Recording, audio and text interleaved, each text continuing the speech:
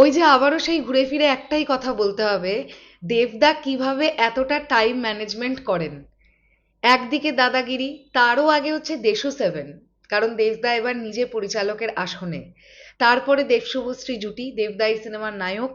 আমরা দেখলাম গত 2-3 দিন আগে লাদাখ থেকে দেবদা এবং শুভশ্রীদি ফিরলেন, এয়ারপোর্টে তাদেরকে দেখতে পাওয়া গেল একসঙ্গে। আমরা সেখানে দেবদাকে যে লুকে দেখলাম, অর্থাৎ দেবদাকে কিন্তু মনে করে দেখো ক্লিন শেভে দেখতে পাওয়া গেছে। ইনফ্যাক্ট মিঠুন চক্রবর্তীর সঙ্গে দেবদা যে নার্সিংহোমে দেখা করতে গিয়েছিলেন মিঠুন বাবু অসুস্থ বলে, সেখানেও দেবদাকে ক্লিন শেভে দেখতে পাওয়া গেছে। তার মানেই বোঝাই তো যাচ্ছে লাদাখ থেকে ফিরে এসেই দেবদা মিঠুন চক্রবর্তীর শারীরিক অবস্থার খোঁজ নেওয়ার জন্য নার্সিংহোমে তাকে দেখতে চলে গিয়েছিলেন।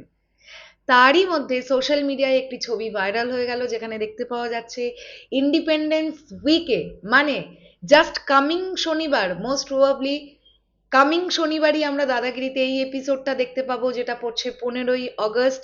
দেবদার একটি নতুন লুক, কিভাবে দেবদাকে দেখতে পাওয়া যাবে সেই ফটো আমি তোমাদেরকে দেখাচ্ছি। তার আগে বলে দিতে হবে কোথা থেকে পেলাম।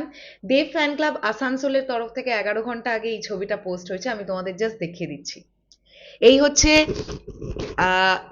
দেবদার আউটফিট, এই একটা kind of dark ash colour আমরা বলতে পারি এই কস্টিউমটার কালার। এবং দেবদাকে দেখো, দেবদা কিন্তু ক্লিন শেভে আছে, তার মানে ভেরি রিসেন্টলি এই এপিসোডটা শুট হলো, যেটা মোস্ট প্রবাবলি আমরা আগামী শনিবার দেখতে চলেছি, কারণ আগামী শনিবার পড়ছে 15ই অগস্ট। তো আমি এক্স্যাক্টলি বুঝতে পারছি না যে দেবদাকে আমরা দেশু 7-এ কি ধরনের লুকে দেখব, আমি এক্স্যাক্টলি বুঝতে পারছি না। এটা আমাদের মধ্যে ধোঁয়াশার মধ্যেই থাক আপাতত, কারণ আমার এটা ধারণা অগস্টের লাস্ট বা একদম সেপ্টেম্বরের ফার্স্ট থেকে দেশু 7 টিম প্রমোশন শুরু করবে, কারণ অক্টোবরের মিডে এসে সিনেমাটা রিলিজ। তো 1 মাস বা 1 মাস 10 দিনের উইন্ডোতে তো ডেফিনেটলি টিম প্রমোশন করবে, কারণ এটা দেবদার টিম। তো এই ধোঁয়াশাগুলো আমাদের মধ্যে থাক, কিন্তু আমি দেখছি মানুষটার ডেডিকেশন। হ্যাঁ, ডেফিনেটলি মানুষটা পারবেন বলেই তো জি বাংলাকে কথা দিয়েছেন।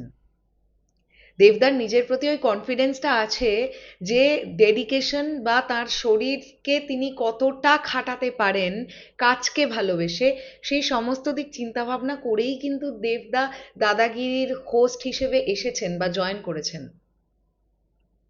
কারণ দেবদার কিন্তু শুধুমাত্র দাদাগিরি করলেই চলে না, দেবদার কিন্তু আরো অনেক কাজ আছে। আর একটা মানুষ কোনো দিক থেকে কোনো খামতি রাখে না। তুমি আমাকে বলো যে এমন কোনো একটা জায়গা আমাকে বলো যেখানে তুমি দেবদাকে দেখতে পাবে বলে এক্সপেক্ট করেছিলে, পশ্চিমবাংলার একজন মেগাস্টার হিসেবে, কিন্তু দেবদাকে তুমি সেখানে পাওনি। তুমি দেখো একটা জায়গাও আমায় দেখাতে পারবে না। তো আমি সিরিয়াসলি, আমার এটা মনে হয় যে কিভাবে এইভাবে টাইম ম্যানেজমেন্ট করে, বাপরে বাপ লোকটা। দেখা যাক। আচ্ছা, আমি একটা অনেস্ট কথা বলি, হ্যাঁ, গতকালের দাদাগিরির এপিসোড এখনো আমি দেখিনি, মানে শনিবারের এপিসোডটা গতকাল, বিকজ আমি বাড়ি ছিলাম না, আমি আজকে বাড়ি ফিরেছি। আমি আজকের এপিসোডটা আগে দেখব, দেখে আমি রিভিউ করব আগামীকাল। আর গতকালের এপিসোডটা মোস্ট প্রবাবলি আমি পরশুদিন রিভিউ আনার চেষ্টা করছি, বিকজ জি5 থেকে আমাকে এপিসোডটা দেখতে হবে, আমার এখনো দেখা হয়নি। চলো শেষ করলাম ভিডিওটা, আসছে আবার খুব শিগগিরই, তাহলে এখনের জন্যে টাটা।